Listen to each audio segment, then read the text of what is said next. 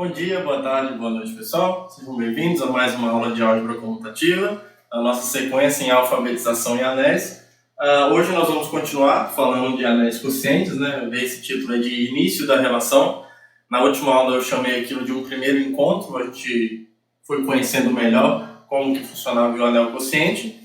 E eu chamei isso aqui de início da relação, poderia até chamar de início do casamento, porque para todo algebrista, basicamente, você ter contato com o anel quociente já te prende a ele para o resto da vida. Então é um relacionamento que se espera que seja para toda a vida, tá bom? Então por isso que durante toda essa sequência de aulas e de álgebra comutativa também, esse conceito que é central dentro desse contexto, ele vai aparecer sempre, tá? Para a gente. E é bom que ele apareça porque ele é muito bonito, ele nos ajuda a verificar muitas coisas, a responder várias perguntas, a criar novas perguntas, o que é melhor ainda, tá? Para que a gente tente responder, tá bom? E hoje, na última aula, a gente se preocupou em construir o anel quociente como conjunto, depois dotar aquele conjunto de uma estrutura de anel, vimos que de fato é um anel, né?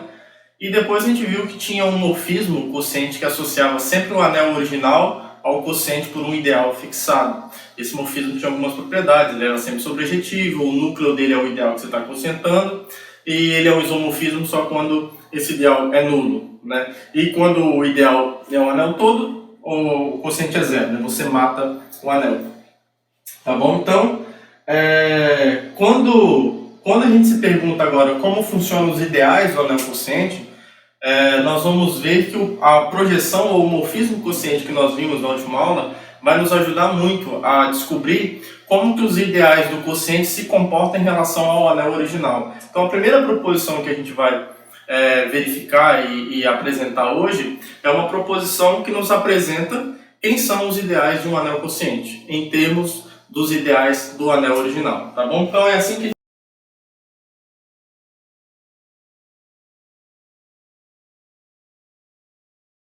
vai começar a aula. A gente vai começar então com uma proposição que é o seguinte: vamos supor que a gente tenha um anel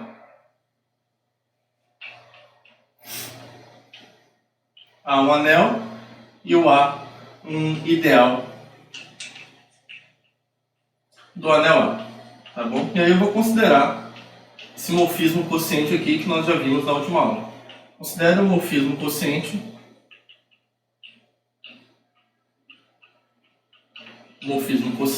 π, né? Classicamente denotado por π,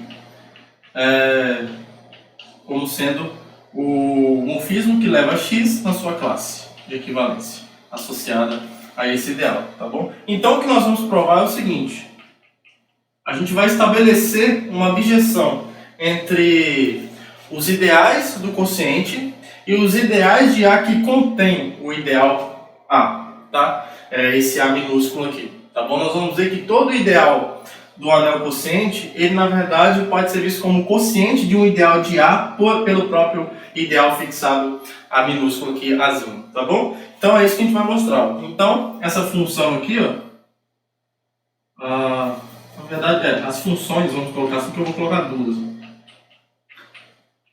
Vou colocar só a função, porque eu já posso chamar a outra da inversa. A gente vai provar isso na proposição, né? Então, a função, eu vou colocar aqui, ó, porque aqui, ali vai ficar pequeno. Então, eu vou, como o quadro é pequeno, eu vou escrever assim, ó, ideais do anel quociente. Aí aqui embaixo eu vou colocar ideais do anel A que contém o ideal A. E como é que a gente vai montar essa função? Ó, a função que eu vou chamar aqui de φ, ela funciona assim, ó. A função φ, que eu vou chamar de φ, ela faz o seguinte: ela vai pegar o ideal do anel quociente, vou chamar aqui de B, e vai levar no ideal de A que contém A, fazendo isso daqui, ó, π a menos 1 de B. Tá? Observe que se B é um ideal do quociente, então a imagem inversa nós vimos que toda vez que eu tenho um morfismo de anéis, a imagem inversa de um ideal daqui é um ideal daqui, tá bom? Então, que π a menos 1 de B é um ideal de A, a gente não precisa nem provar, tá? O que a gente precisa verificar para mostrar que essa função φ está bem definida é só mostrar mesmo que esse ideal contém o ideal A como conjunto, tá bom? E a inversa dela, deixa eu colocar numa outra cor aqui. A inversa dela vai ser essa função aqui, ó. Vou denotar por φ a menos 1, mas a gente vai ter que mostrar que de fato isso é a inversa dessa função, né?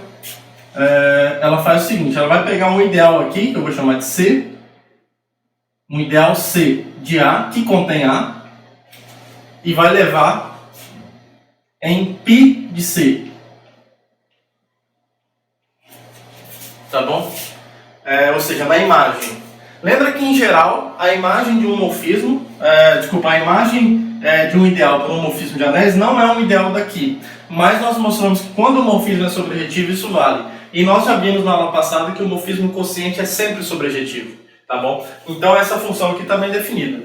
C ideal de A, π é um morfismo de anéis sobrejetivo, então a imagem desse ideal é um ideal daqui, tá bom? E aí o fato desse ideal conter o ideal A, nós vamos mostrar que essas duas setas aqui, ó, elas, quando eu componho as duas, isso dá identidade, tá bom? Por enquanto a gente pode chamar provisoriamente essa função φ a menos 1 de gama, tá? Porque eu não sei ainda se isso estabelece uma objeção, tá? Aqui a gente tem algumas coisas para fazer. A gente precisa mostrar que φ está bem definida, porque eu sei que isso é um ideal, mas eu não sei ainda se contém o A, a gente tem que verificar. Que a gama está bem definida, segue direto disso aqui ser um morfismo sobrejetivo, tá bom? E depois a gente tem que mostrar que, de fato, quando eu componho essas duas funções das duas maneiras possíveis, eu tenho a identidade, tá? Beleza? Então vamos lá. Vamos mostrar então que essa função φ, a função φ é uma objeção. Deixa eu continuar com a mesma cor, né? É uma objeção com φ a menos 1 igual a essa função gama aqui. Tá? Ou seja, a função φ a menos 1 pega um ideal C que contém A e leva na imagem por π. Tá? Então observe que tanto na definição de φ quanto na definição de gama, a função, o morfismo quociente é fundamental, porque eu uso tanto a imagem inversa quanto a imagem direta para definir essas funções. Tá? Então vamos demonstrar isso.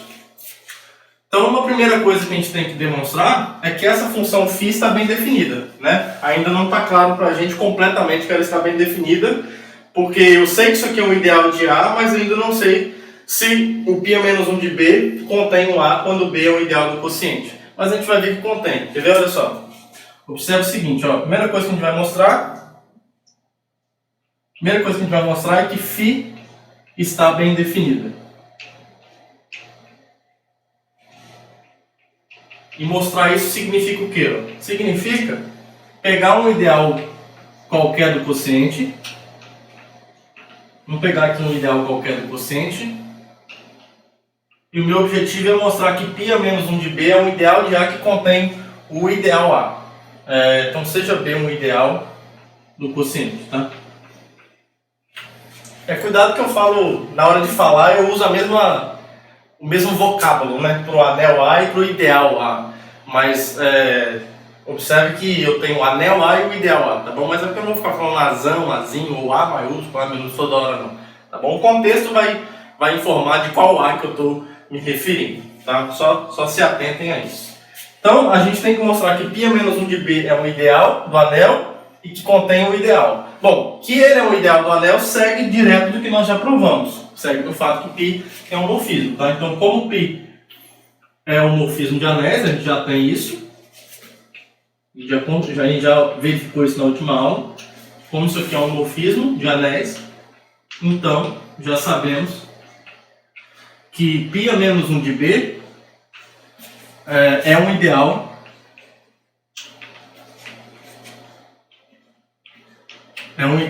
do anel A, que está no domínio dessa função. Beleza? Agora a gente tem que mostrar isso daqui, ó. Vamos mostrar, para terminar, né, essa parte, vamos mostrar que o ideal A está contido no ideal π a menos 1 de B. Tá? isso vai ser fácil, porque olha só, se eu pegar um x qualquer no ideal,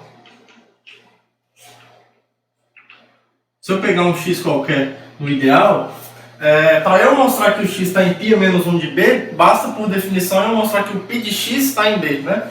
Bom, mas nesse caso, isso aqui acontece, ó, como o π de x é igual à classe do x pelo ideal A, só que o x pertence ao A, então a classe do x em relação ao A é a classe do zero, certo? É a classe do zero. Só que a classe do zero é justamente o elemento neutro do quociente, tá?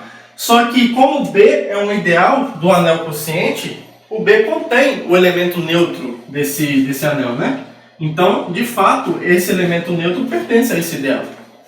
Tá? Agora, π de x pertence a B, então, o que nos diz que o x pertence ao π a menos 1 de B. Tá? Então, essa inclusão aqui está devidamente demonstrada. Tá bom? Então, essa afirmação está devidamente demonstrada. Tá? A função φ está bem definida. Tá bom? Então, o que a gente tem até agora? Nós já sabemos que a função gama aqui está bem definida, porque π é sobrejetiva. E agora já sabemos que φ está bem definida. O que a gente precisa mostrar agora? Que gama é a inversa de φ. Ou seja, que quando eu componho gama com φ, isso dá identidade. Quando eu componho φ com gama, isso também dá identidade correspondente aqui. Tá bom? Tem uma das aplicações aqui que é mais fácil. Quer ver? Vai ser essa daqui, ó, gama bola φ. Essa composição aqui é mais fácil. Ó. Afirmamos que isso.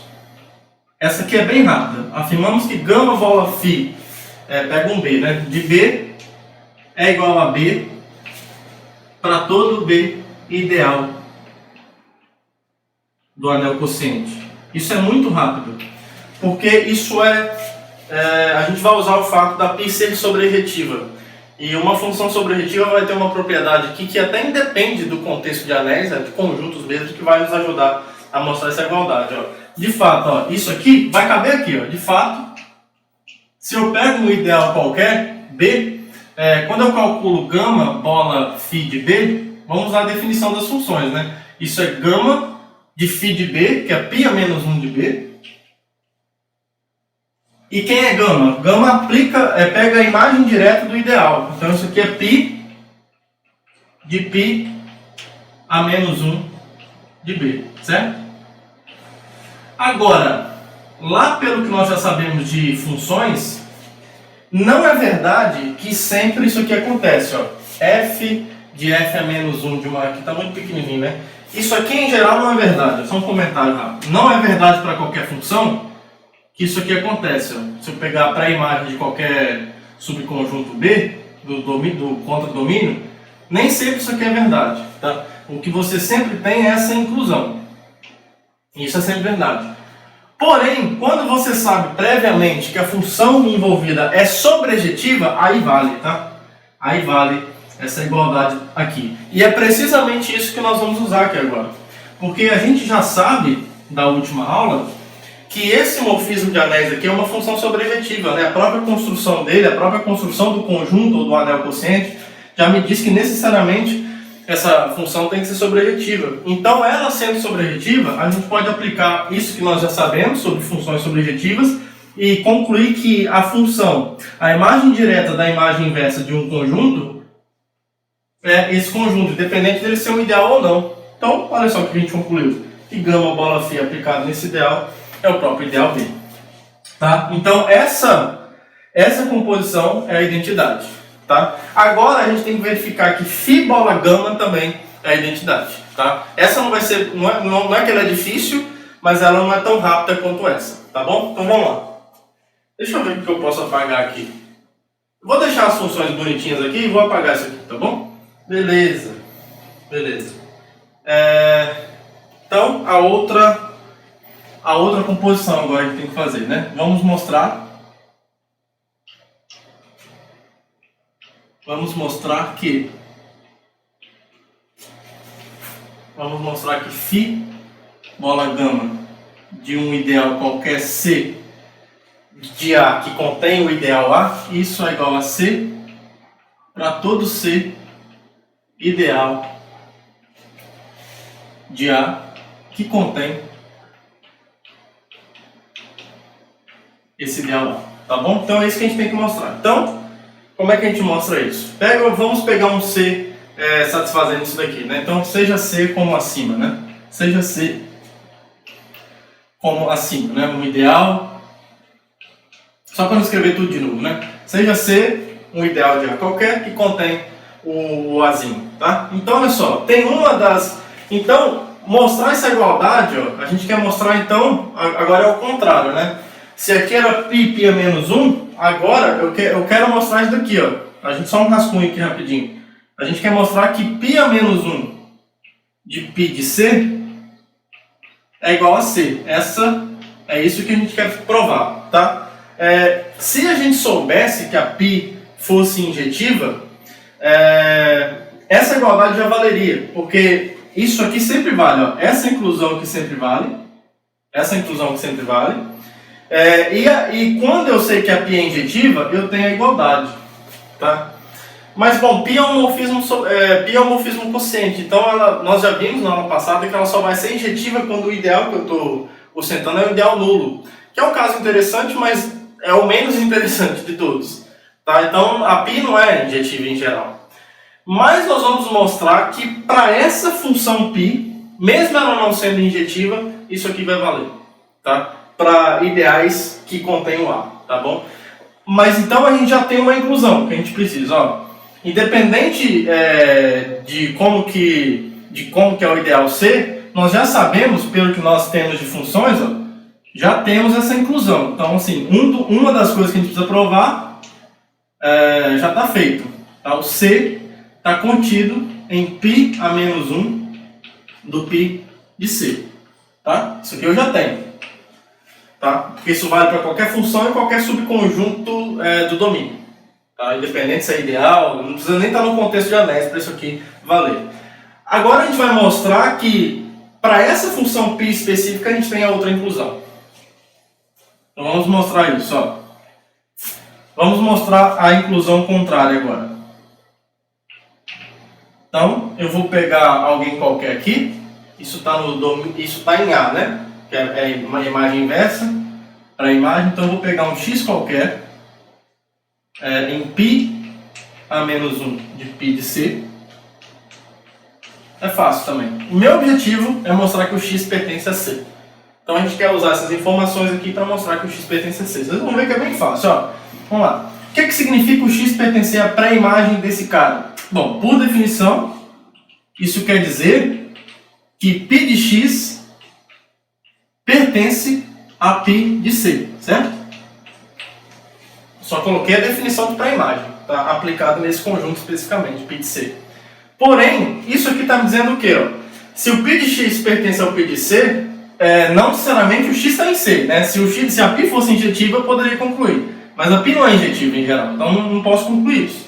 Então, o que eu posso concluir pela definição é que existe... O que eu posso concluir é que existe um y que está em C, tal que o π de x é igual ao π de y. Certo? Agora, o que significa π de x ser igual a π de y? Vamos colocar isso de maneira explícita. Bom, o π de x é a classe do x pelo ideal A, certo? E o π de y é a classe do y pelo ideal A. Agora, se eu estou dizendo que a classe... Agora eu estou usando especificamente a função π, né? Até aqui, esse raciocínio se aplicaria a qualquer função entre esses dois conjuntos, né? Mas agora eu usei mesmo a particularidade da função π, que é esse morfismo quociente, que associa um elemento à sua classe de equivalência. Então, dizer que essa classe de equivalência é igual a essa classe de equivalência, pelo que nós já vimos, duas classes de equivalência são iguais, como eu tenho uma relação de equivalência... elas são iguais se somente se os dois elementos estão relacionados, que nesse contexto significa dizer o x é congruente a y módulo A, né? Ou seja, a diferença de x e y pertence ao ideal A. Agora vem isso daqui, ó. Porque como eu peguei um ideal C que contém A e o x menos y pertence ao A, como o A está contido nesse ideal C, eu posso concluir, ó, que o x menos y pertence a C. Tá? Agora ficou fácil, porque eu quero mostrar que o x pertence ao C. Aqui, ó, eu quero mostrar que o x está em C. Eu já sei que o y está em C e o x menos y está em C. Então, quando você soma y com x menos y, dá o quê? X. E essa soma eu sei que está em C porque C é um ideal, tá? Agora, então, como C é um ideal de A, então, essa soma aqui, ó, x, que é x menos y mais y, como isso daqui pertence a C, e isso daqui também pertence a C, então, isso aqui pertence a C. Tá? Então, o que é que nós provamos aqui? Deixa eu apagar só aqui embaixo. Aqui. O que é que nós provamos? No fim das contas, aqui. A gente provou, então, aqui é A, né? O que a gente provou? Logo, a gente acabou de mostrar que π a menos 1 de π de C é igual a C.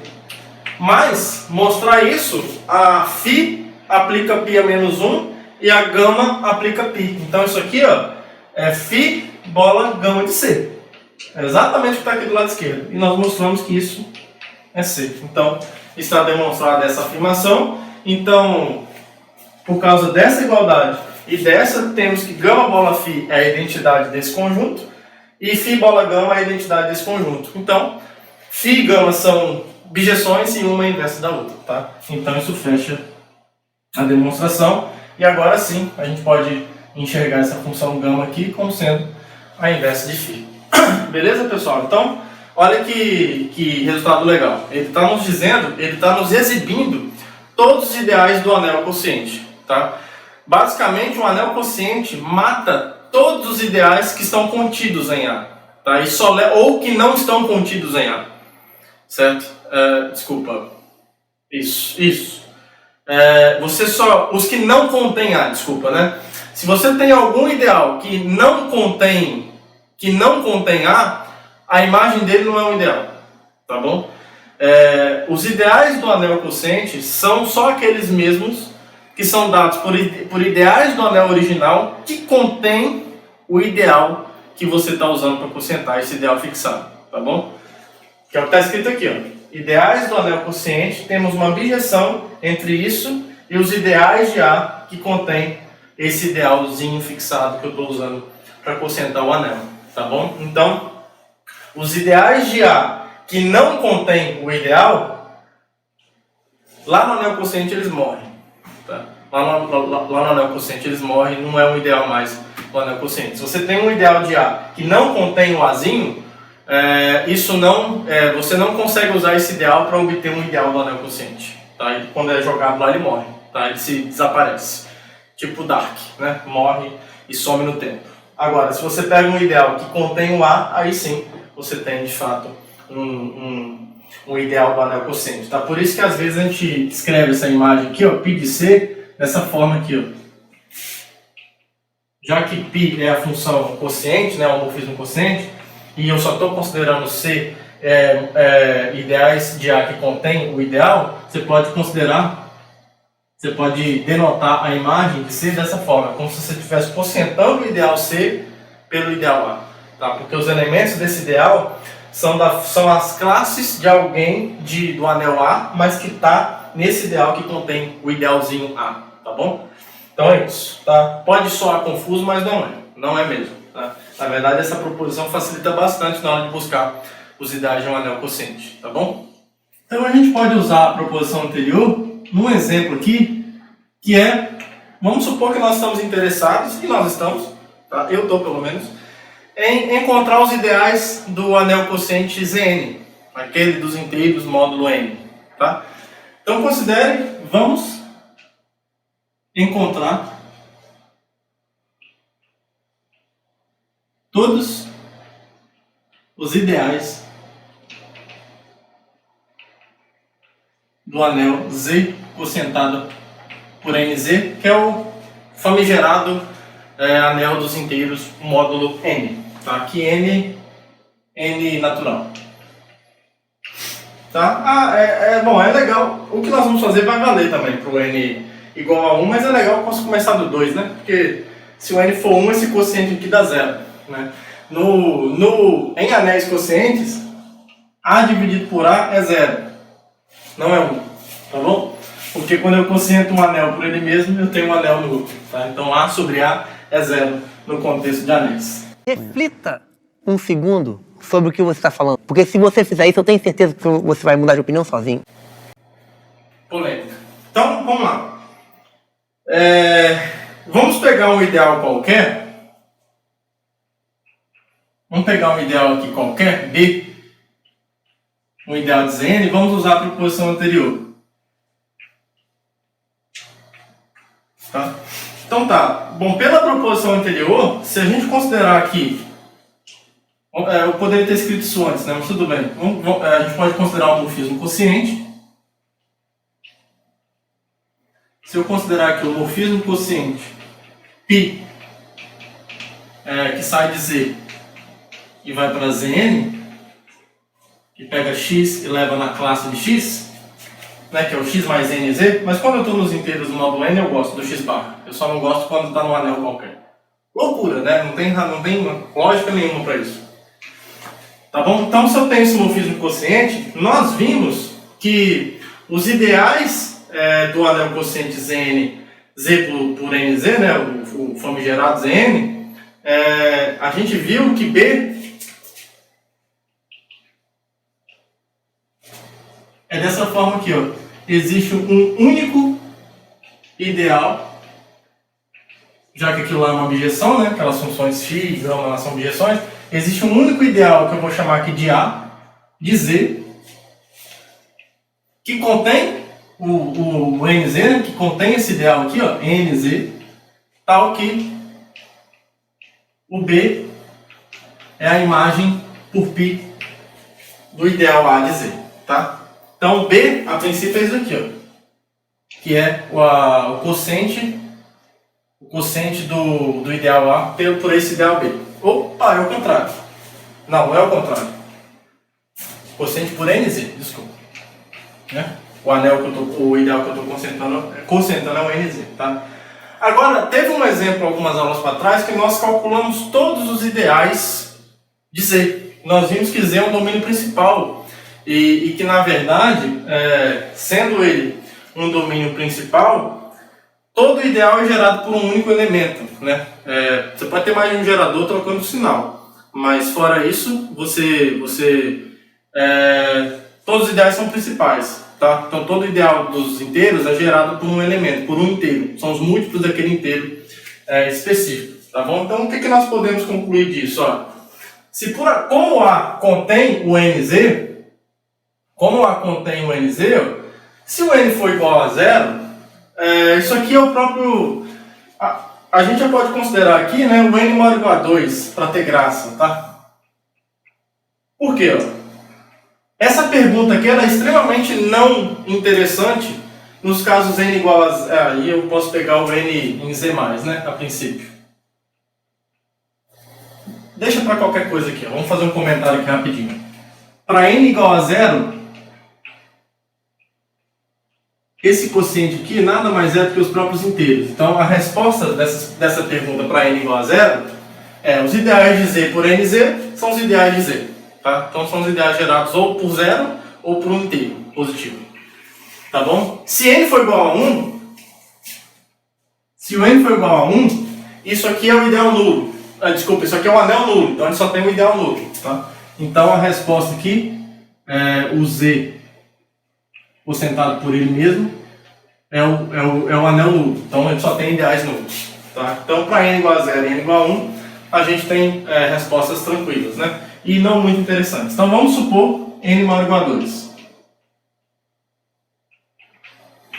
N maior ou igual a 2. Então olha só, uma vez que o A contém o NZ com N maior ou igual a 2, ele já não pode ser 0. Tá? Esse ideal aqui dos inteiros já não é o ideal nulo, porque ele contém pelo menos um número positivo, que é o próprio N. Tá? O N pertence ao A. tá? Então, já vimos que Z é um domínio principal, certo? Z é um domínio principal.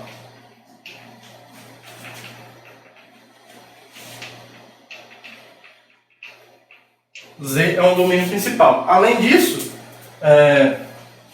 por isso, existe, já que A é um ideal de Z, existe um T positivo, já que ele é um ideal não nulo, tá? O A é diferente de zero. Existe um T natural mesmo, positivo, na verdade, existe um T natural, tal que o A é o ideal gerado pelo T, tá? É o TZ, né? Que é a mesma coisa que o TZ, tá bom? Agora, quando a gente diz que o N pertence a esse ideal, como N pertence ao A, que é TZ, então T divide N, certo? Esse T natural é um divisor de N. Então isso quer dizer o seguinte: T divide o N, tá bom? Então, a gente meio que conseguiu caracterizar os ideais. Aqui fica melhor então, né? Como isso acontece? Então, o T divide N. Então, a gente mostrou o que com isso? Ó. Se eu pegar um ideal do Zn, ele vai ser gerado, aqui ó, ele vai ser gerado pela classe do T, porque uma vez que isso aqui acontece, ó, como A é igual a T, então é fácil você mostrar isso aqui, ó, que o π de A, que é o B, então B, que é π de A, é justamente o ideal gerado pela classe do T.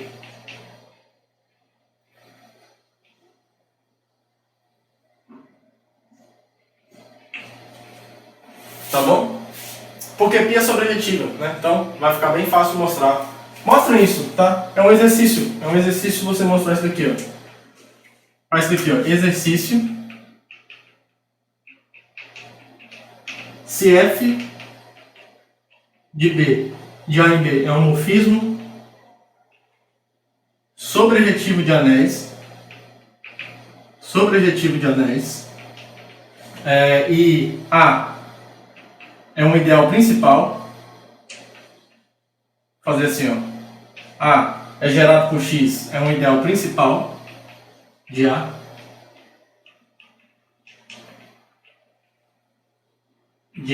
Gerado por X. Então, a imagem de A é um ideal principal de B gerado por f de x. Tá? Ou seja, o ideal f de A é gerado pela imagem do elemento x que gera lá. Tá? Muito fácil provar isso. Muito fácil. Porque a f é sobrejetiva. Isso aqui não vale sempre. Tá? Você vai usar fortemente aqui o fato da f ser sobrejetiva. Aí vai valer. Tá? Então provem isso. O morfismo sobrejetivo de anéis leva o ideal principal em ideal principal. E leva um gerador do daqui levado a um gerador da imagem. Tá bom? Então, anotou o exercício? Dê pause agora. Depois que você anotou, eu vou apagar para continuar. Tá? É isso que a gente está usando aqui. Tá bom? Tem que deixar alguma coisa para vocês fazerem também. Né? Então, por conta desse exercício, a gente pode concluir isso, que o π de A é o ideal gerado por T. E aí, ó, se você fizer o caminho inverso, se você pegar um ideal do anel dos inteiros, gerado por um elemento T, que divide esse N fixado, reciprocamente,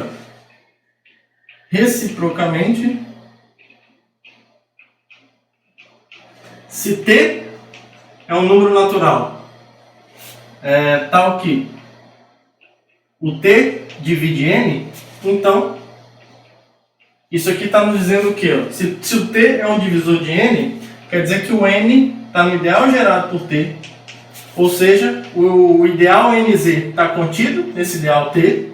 E aí, pelo que nós vimos, se isso aqui é um ideal de Z que contém o NZ, então o π de T, do ideal gerado por T, que é o ideal gerado pela classe de T, é um ideal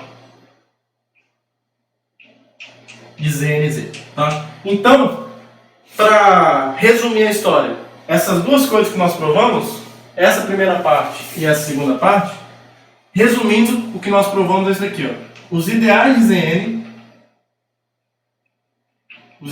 Zn, esse conjunto, é esse conjunto aqui, ó, são todos os ideais gerados pela classe de um T, módulo N, tal que o T é um número natural. Na volta aqui, isso aqui só não está considerando, vamos pensar aqui rapidinho. Bom, tudo bem, o ideal nulo está aqui também. Tá? T natural, tal que o T divide N, tá bom? Esses são todos os ideais do anel Zn, tá? Eu estava preocupado em o ideal nulo não aparecer aqui, mas ele aparece, ó, porque quando você pega o T como o próprio N, o N divide N, obviamente, e a classe do N em Zn é zero, então você tem um ideal nulo, beleza? Então olha que bonito. O que isso prova, então? Também prova que o Zn é um anel principal, tá? O Zn é um anel principal, porque observe que todos os seus ideais são gerados por um único elemento, tá? Em particular,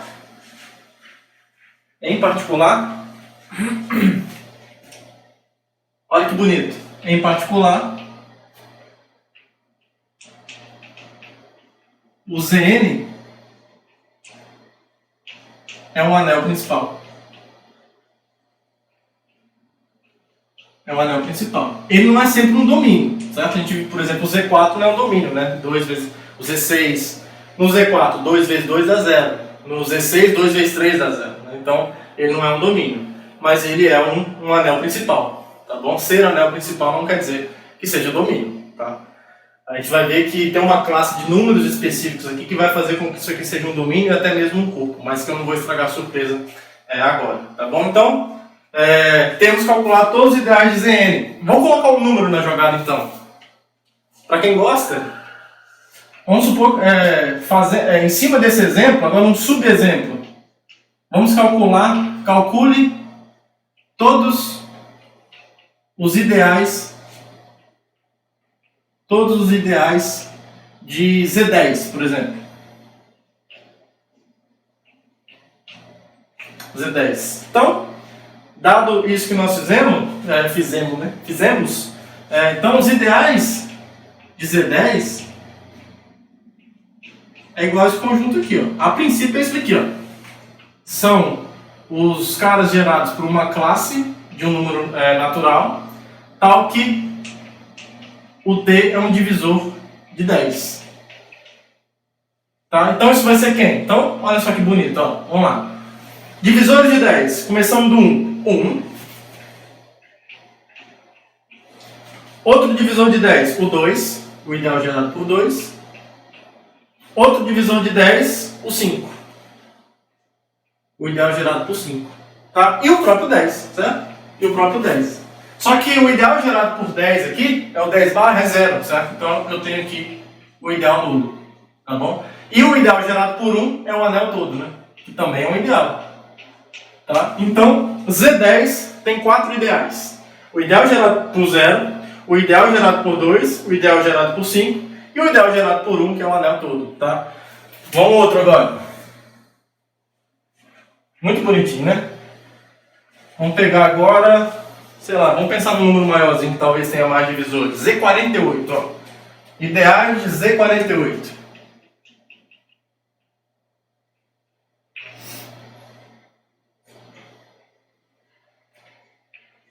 Ideais de Z48.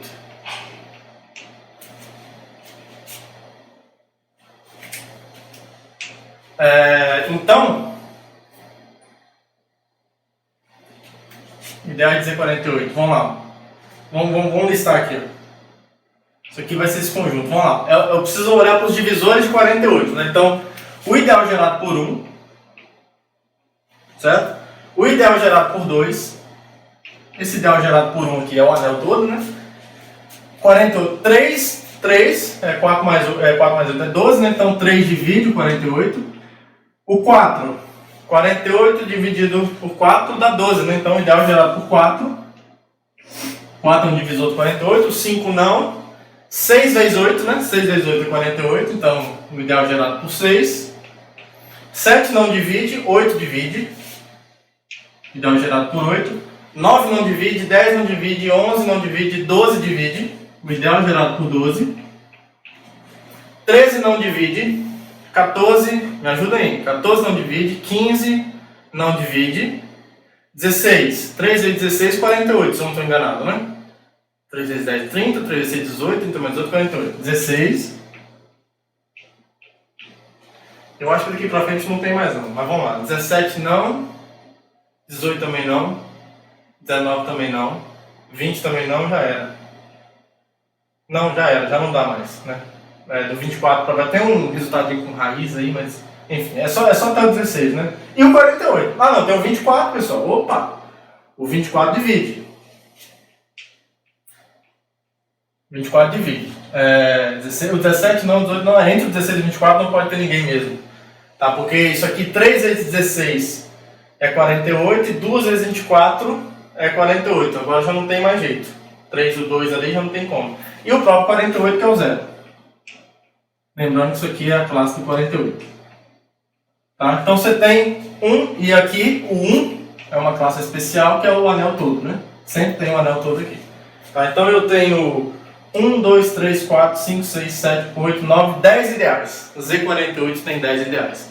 E uma outra coisa que a gente consegue aplicar legal, pensando aqui agora, a gente consegue mostrar que o anel quociente de Z por P, ZPZ, ele é um corpo se somente se P é primo. E na verdade um domínio também, porque eles são finitos. Tá? A gente pode usar essa caracterização. Ó. Vamos provar isso.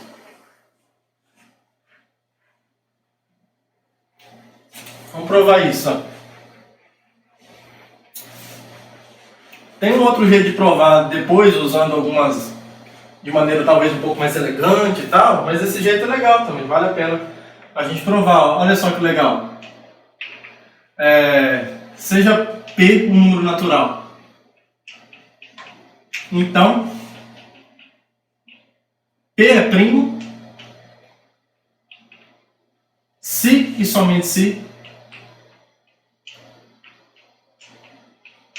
ZP, ou Z, porcentado por PZ, é corpo. E nesse caso, se somente se é domínio, porque é finito. Tá? Acho que vale até a pena... vamos enunciar bonitinho? Quer ver? As seguintes afirmações são equivalentes. Aí fica bonitinho. As seguintes afirmações são equivalentes.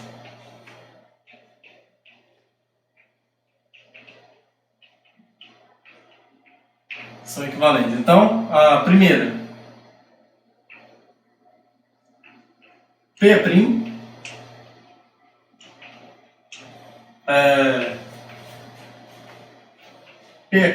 ZPZ é corpo.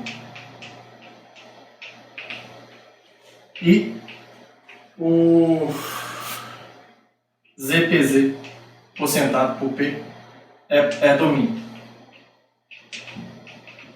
Usando isso daqui, ó, por isso que eu deixei aqui, tá? Usando isso daqui. Então, olha só, olha que legal. Vamos demonstrar isso então. A implicação 1, 2. Para mostrar que ZP é um corpo, lembra que nós caracterizamos um corpo assim, ó.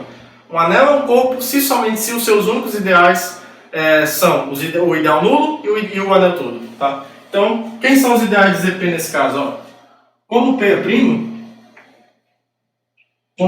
primo, então, deixa eu trocar o giz aqui. Como P é primo, então, os ideais, usando o que nós fizemos, ó, ideais de ZPZ, esse conjunto, fazendo um pouquinho mais formal aqui agora, é isso daqui, ó.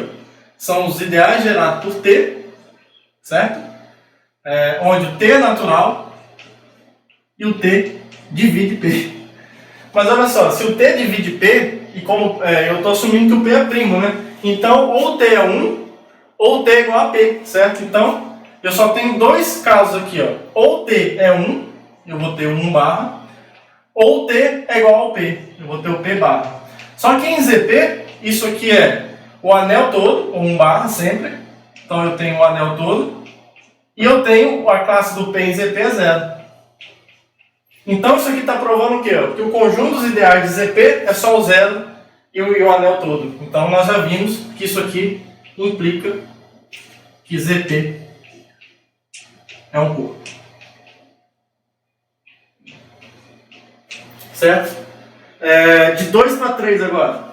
Melhor dizendo, vamos fazer o 2 implica 1 primeiro.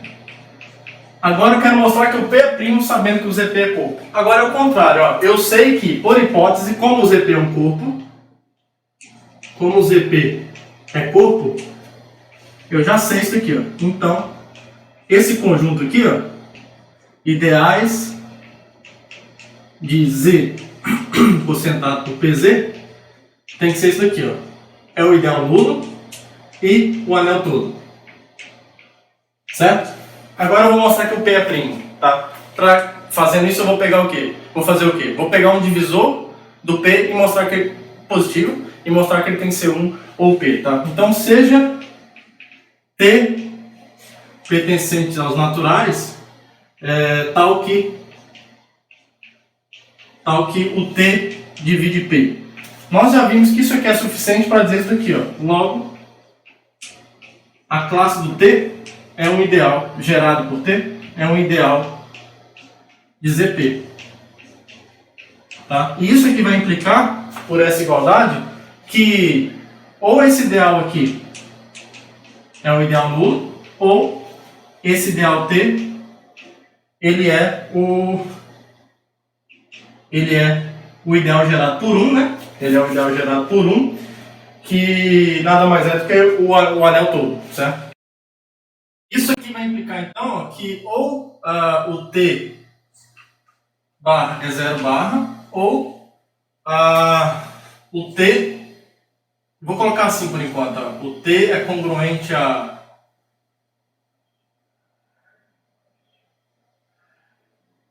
vou colocar assim, ó, 1 barra pertence ao ideal gerado por T barra, certo? Nesse caso aqui, ó, a gente tem, então olha só, vou continuar aqui porque tem duas análises que a gente precisa fazer aqui, ó.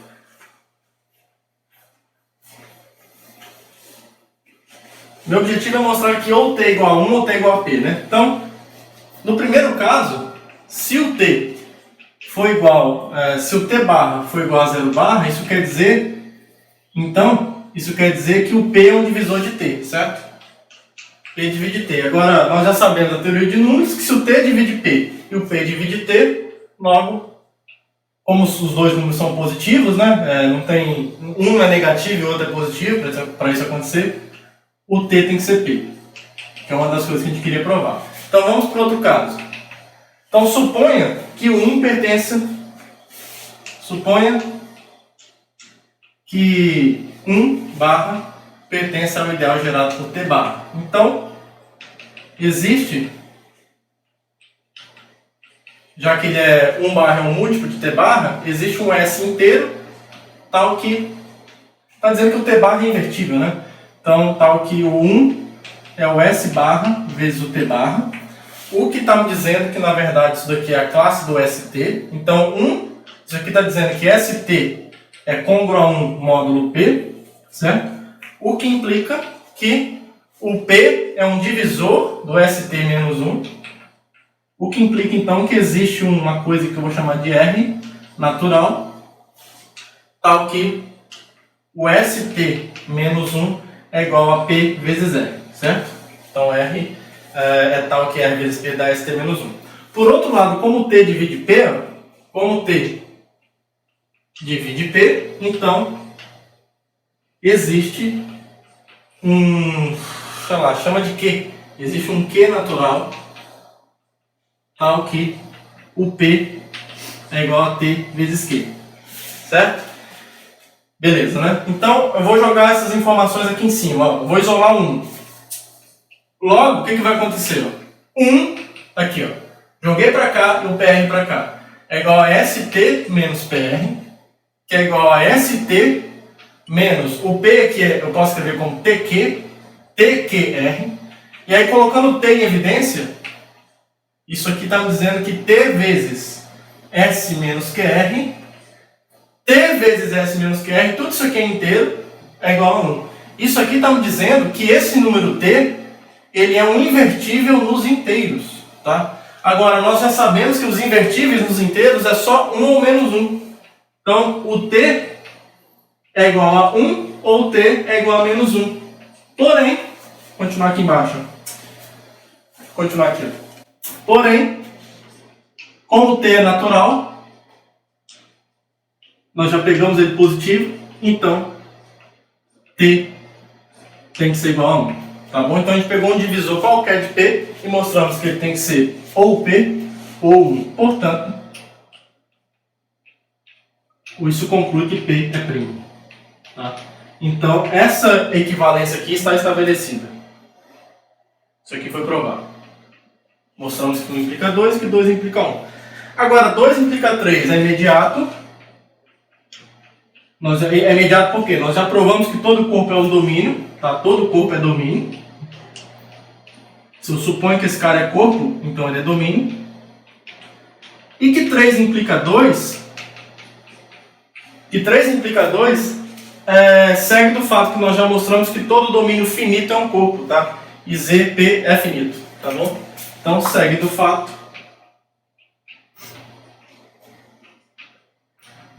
de que todo domínio finito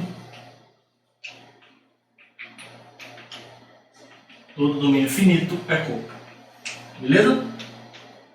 Então, fechou, tá? Então, essa caracterização dos ideais do anel quociente nos permite caracterizar os números primos. Tá? Os números primos, um número é primo somente se esse quociente aqui é um corpo, o que é também equivalente a mostrar que esse quociente é um domínio. Tá? É uma forma de demonstrar isso. E agora a gente vai estudar uma propriedade chamada propriedade universal do anel quociente. Tá? Que ela diz o seguinte, ó, propriedade universal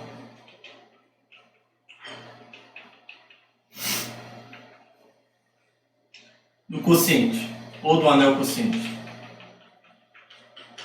O que ela afirma? Vamos supor que eu tenho um anel, sejam A, um anel, e A, um ideal, e considere π de A um anel quociente, que pega x e leva na sua classe, o morfismo quociente.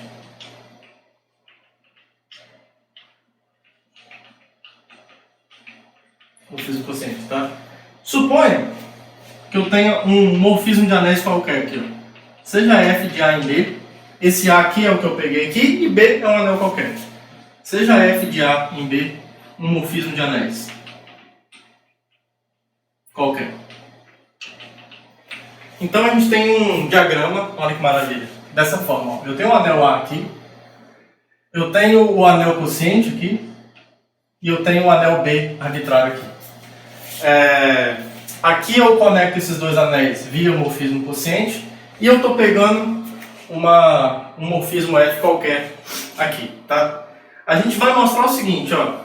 Se o ideal A, se esse morfismo de anéis é tomado dessa forma aqui, ó, se A está contido no núcleo de F, ou seja, o ideal A que eu estou concentrando está no núcleo desse morfismo aqui, então a gente vai mostrar que existe um único morfismo de anéis aqui, F-til, único, tá? Existe um único F-til aqui que faz com que esse diagrama aqui comute.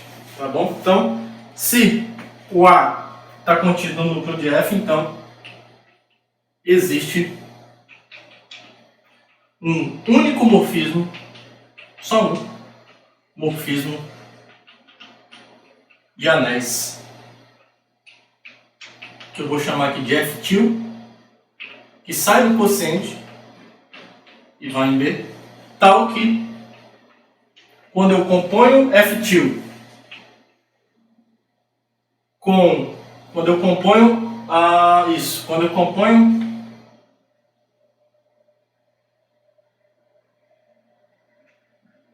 tem uma coisa ao contrário aqui, peraí, eu fiz um desenho ao contrário aqui, peraí. Aqui eu vou colocar o F, o que eu escrevi está certo, mas é só trocar aqui, ó. Porque o F til sai do quociente, tá? Só trocar aqui. Aqui está o π e aqui está o morfismo F arbitrário. Agora sim. Tá? Aqui está certo, tá? Eu não escrevi nada errado não. Só o desenho que eu escrevi errado. Tal que quando eu componho o F til, agora sim, quando eu componho F til com π, o morfismo quociente, eu recupero o morfismo original F. Tá bom? Então existe, se eu tiver um morfismo de anéis repetindo, tá aqui F de A em B, tá aqui o morfismo quociente. Então se esse A está no núcleo dessa F, então tem um único morfismo de anéis que sai daqui para B, que faz esse diagrama comutar. Ou seja, que isso a gente costuma dizer que F se fatora num único morfismo por π. Tá? Essa fatoração, que eu tenho uma composição aqui, ó. F é meio que a fatoração de F til com π, tá bom? Então a demonstração disso é muito simples. Essa é a chamada propriedade universal. Como é que a gente vai construir essa F til? Ó, eu quero que isso aqui aconteça. Ó. F til de π de x tem que ser igual a F de x, certo?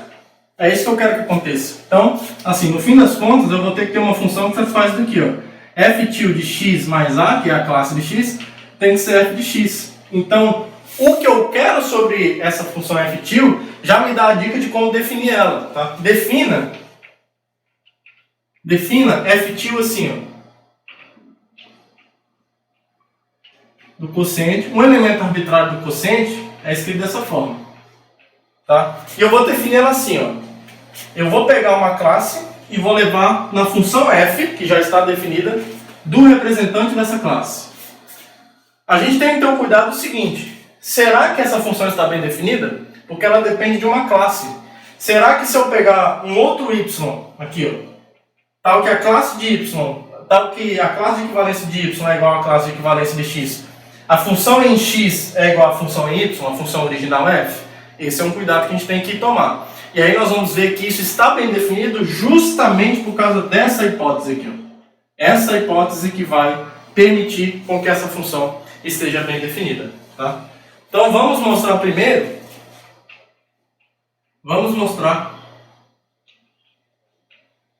que F til está bem definida. Como é que a gente mostra isso? Vamos pegar x e y quaisquer, sejam x e y em A quaisquer, e suponha, ou tais que, né? Tais que a classe de x módulo A é igual à classe de y módulo A. Então isso aqui está me dizendo, por definição, o meu objetivo então é mostrar que o f de x é igual a f de y, certo? Então, ó, isso aqui está me dizendo o seguinte, ó. Logo, se essas classes são iguais é porque a diferença entre eles pertence ao ideal em questão, certo? Agora eu vou usar essa informação. Como o A está contido no núcleo, de f, então o x menos y, que está em A, está no núcleo da f. O que me diz que o f de x menos y é o zero do anel B. O que me diz que f de x menos f de y é igual ao zero do anel B. O que me diz que f de x é igual a f de y. Beleza? Então sim, a função f til está bem definida. Agora vamos mostrar que ela é um morfismo de anéis. Depois a gente mostra a unicidade dela. Tá? Então, próxima afirmação, f til é um morfismo de anéis. Essa é bem facinho. Tá? Então o que a gente precisa provar? Ó, se eu pegar dois elementos quaisquer no anel A, uma vez que um elemento arbitrário do quociente são classes, né, de elementos de A, então a gente tem isso daqui, ó. Então, F til de x mais A somado com a classe de Y, por definição, isso daqui, ó, aqui eu estou somando, vou dar aquela colher de chá para vocês, ó, aqui é a soma no quociente, certo? Isso daqui tem que ser igual ao que? Ao F til, aqui dentro a soma das classes é a classe da soma, então é a classe dessa soma aqui, ó. Agora, aqui dentro, eu estou somando por A, tá? Por sua vez, a F til tem essa propriedade, ó. Por definição, a F de uma classe a F til de uma classe é a função F no representante. Então isso aqui é F de x mais y. Agora essa soma aqui, ó, é em A. Que por sua vez, como F é um morfismo de anéis, isso aqui é F de x mais F de y. Isso aqui agora está somando em B. E por definição da função F til, isso aqui é F til da classe de x mais A. Ou seja, da classe de x, né? Mais F til da classe de y. E essa soma aqui agora... Opa! Essa soma aqui agora é do anel quociente. Tá? E aí, o que nós fizemos para a soma, você faz a mesma coisa pelo produto. Ó. Para mostrar que F til preserva o produto, coloca o produto aqui do anel quociente. Isso, por definição, é a classe do produto do anel A. Aqui. Aí, por definição de F til, isso vai ser F aplicado no representante x vezes y. Tá? Pode escrever em outra linha se quiser. E aí, como F é um morfismo de anéis, então F de x vezes y é F de x vezes F de y. Esse vezes aqui é o de B. E aí, isso daqui, F de x é o F da classe, F til da classe, vezes o produto aqui agora do anel quociente, o F do y da classe de y, tá? Então isso mostra que F til dessa classe vezes essa classe é o F til dessa classe vezes o F til dessa classe. Beleza? Então, isso mostra que F til preserva as operações e ele preserva a unidade também de maneira bem simples, né? Além disso,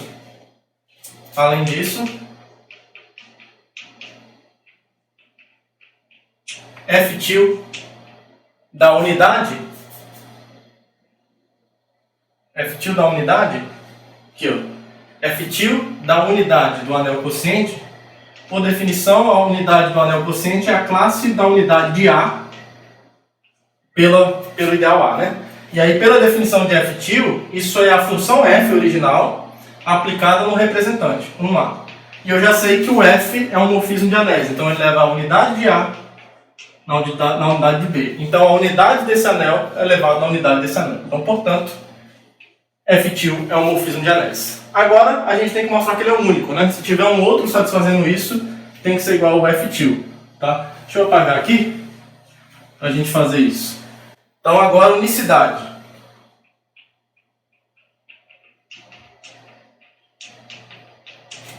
Seja, vamos chamar de G.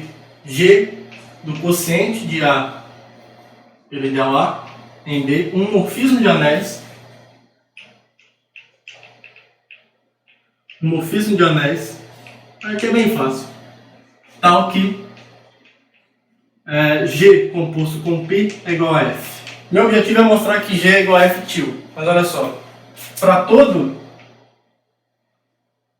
elemento no quociente, que tem essa forma aqui, ó, o x em A, né? O G de x mais A é igual ao G, ó, isso aqui é o π de x. E pela hipótese, G composto com π é F. Só que F de x é justamente o F til da classe de x. Então, para um elemento qualquer do anel quociente, G da classe é igual a F da classe, tá? Portanto, como eles têm mesmo domínio quanto domínio, G é igual a F til. E acabou essa proposição, tá bom? Então essa é a propriedade universal do anel quociente, tá? E aí, como uma aplicação desse teorema desse resultado, a gente prova um resultado muito importante chamado primeiro teorema de isomorfismo. Primeiro teorema de isomorfismos de anéis. Que é uma classe de um teorema que aparece em praticamente todas as estruturas algébricas. Tá? Você tem um primeiro teorema de isomorfismo de grupos, de espaços vetoriais, de módulos, que a gente vai ver, de álgebras e por aí vai. Tá? No caso dos espaços vetoriais, por exemplo, ele é uma reescrita do famoso teorema do núcleo da imagem. Você pode perceber, você pode enxergar dessa forma também. Tá bom? Então, esse teorema diz o seguinte, ó, seja f de A em B um morfismo de anéis qualquer, né? Um morfismo de anéis qualquer. Então, F induz um isomorfismo de anéis,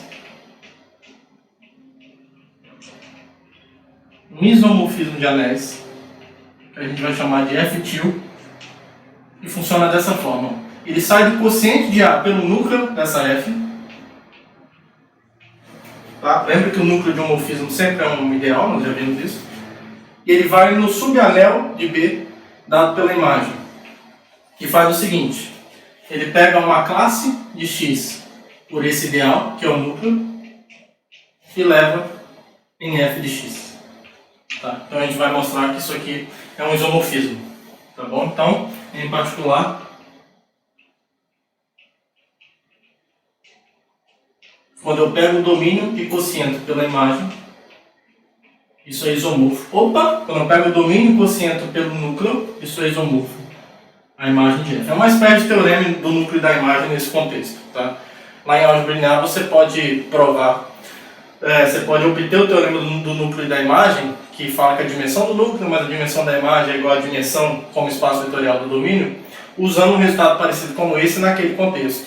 Tá? Lá você também define a noção de espaço vetorial quociente, você mostra que em dimensão finita a dimensão do espaço quociente é a diferença entre as dimensões dos espaços envolvidos, então é bem legal. Tá? Beleza, pessoal? E aí a prova disso, a gente vai usar o resultado anterior. Tá? Pelo teorema anterior, ou pela proposição anterior,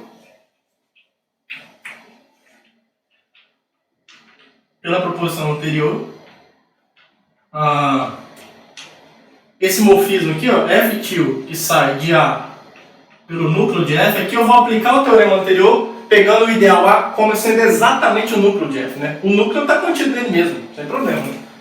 Então isso daqui, o A falava B, né? Mas como a aplicação faz isso daqui, ó, X mais núcleo de F lá é F de X, então você pode colocar B aqui? Pode, mas com B não vai ser isomorfismo, vai ser só injetivo. Eu posso restringir o contradomínio B à própria imagem, tá bom? Que vai ficar bem definido. F de X está na imagem de F, tá? Então, pela proposição anterior, né, tem duas, né? Não precisa de duas não. Pela proposição anterior, essa função é o único morfismo de anéis tal que F-til composto com π é igual a F, onde essa π aqui eu estou entendendo como esse morfismo quociente aqui.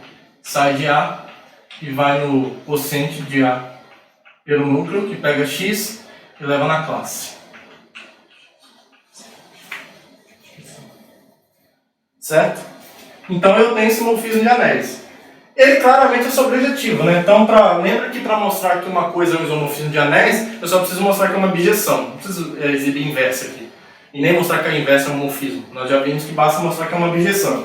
Então, que nesse caso é mais fácil a sobrejetividade. Ó, vou mostrar a sobrejetividade de F-til. É bem rápido, né? Porque ela é definida já na imagem, né? Ó, se eu pegar alguém, um U pertencente à imagem de F, então existe um X, por definição, existe um X no domínio da F, que é A, tal que U é F de X, né? Logo, já que F de X é justamente o F da classe de X, o F da classe de X módulo núcleo de F. Então isso aqui pertence à imagem do F-til. Então a imagem de F-til é toda a imagem de F. Então a função é sobrejetiva, tá? E a injetividade também vai ser fácil justamente porque eu estou quocientando pelo núcleo. Olha só, o que vai acontecer? Ó? A F original não precisa ser injetiva, mas a F-til, como eu estou trabalhando no quociente, vai ser. Olha só, para eu mostrar que F-til é injetiva, suponha que eu tenha XY no anel A, tais que o F-til da classe de X seja igual ao F-til da classe do Y. Observe que eu não preciso e nem vou mostrar que o X tem que ser igual a Y. Eu tenho que mostrar que a classe de X é igual à classe de Y. Porque nesse conjunto eles vão ser elementos iguais. Tá? Então, por definição de F-til, F da classe, F-til da classe de X é F de X. F-til da classe de Y é F de Y, eles são iguais. Tá? E aí, se F de X é igual a F de Y, X não tem que ser igual a Y, mas o F do X menos Y tem que ser igual ao zero do B, do anel B. Tá? Porque a F é um morfismo, ela preserva a diferença, né, quando joga para cá. Isso aqui está me dizendo que X menos Y pertence ao núcleo de F. Tá bom? E aí, se a diferença está no núcleo, a classe de X é igual à classe de Y. E isso prova que a F-til é injetiva, né? Isso mostra, eu esqueci de escrever aqui, né? Injetividade de F-til. Isso mostra que a F-til é injetiva. Já mostramos que ela é sobrejetiva, então é um morfismo de anéis, que é uma bijeção, portanto é um isomorfismo de anéis. Bem bonito, né? A aplicação da proposição anterior nesse teorema que a gente vai usar muito mesmo. Muito esse teorema dos isomorfismos, tá bom? E uma outra consequência dele é que toda vez que a gente tiver um morfismo injetivo de anéis, você pode enxergar o anel que está no domínio, digamos assim, como um subanel de B. Como? Um corolário. Não precisava desse teorema para isso não. Mas se ele está aí, se F é um morfismo, injetivo de anéis, então A é isomorfo à imagem de F, como anéis, né? Ou seja, você pode dizer o seguinte, ó, A é isomorfo a um subanel de B.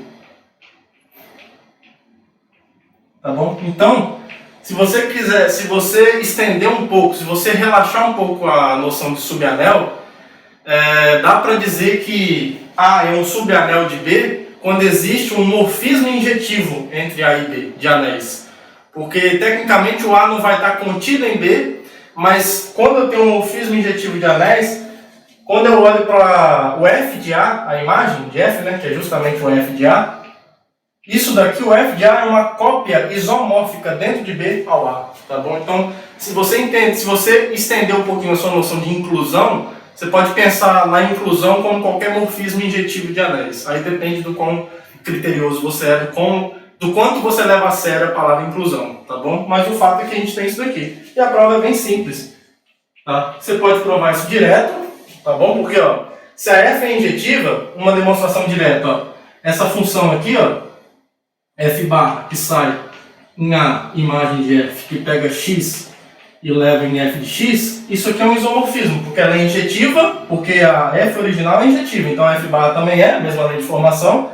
E quando você restringe o contradomínio à imagem, você está sobrejetivizando a função. Então isso aqui vai ser uma bijeção, é um morfismo de anéis, porque só é igual a F mesmo, né, a lei de formação, então se a F preserva a soma, a F bar também vai preservar. Então essa F barra aqui, que é só pegar F e restringir o contradomínio à imagem, passa a ser um isomorfismo de anéis. Ou, se você quiser apelar um pouco, pelo teorema anterior, a gente tem isso daqui, ó. O A quocientado pelo núcleo é isomorfo à imagem. Tá? Porém, como a F é injetiva, o núcleo é igual a zero. Por outro lado, o núcleo de F é zero. É o ideal nulo, certo? Porque a F é injetiva. Isso implica que o A quocientado pelo núcleo é a mesma coisa que o A quocientado por zero, e nós já vimos que o A quocientado pelo ideal nulo é o A. Então, por transitividade, lembra que a composição... Fica como exercício para vocês, eu não deixei como exercício, né? Provem que a composição de isomorfismo de anéis é um isomorfismo de anel. Muito simples, tá? Vai sair direto que nós provamos que a composição de morfismos é um morfismo, e a gente já sabe que a composição de funções injetiva é injetiva, e a composição de funções sobrejetivas é sobrejetiva. Então, você vai ter que a composição é um isomorfismo. Eu acabei de narrar a demonstração, tá? É só escrever. Então, A é isomorfo a esse núcleo, a esse quociente é isomorfo à imagem. A conclusão, por transitividade, o A é isomorfo à imagem de F. E acabou a história. Beleza, pessoal? Então, essa foi a aula de hoje. Espero que vocês tenham se divertido. Eu me diverti muito. Eu adoro falar desse teorema e de todos que nós falamos hoje. Tenham todos um bom dia, uma boa tarde, boa noite. E até a próxima aula. Um abraço para todo mundo.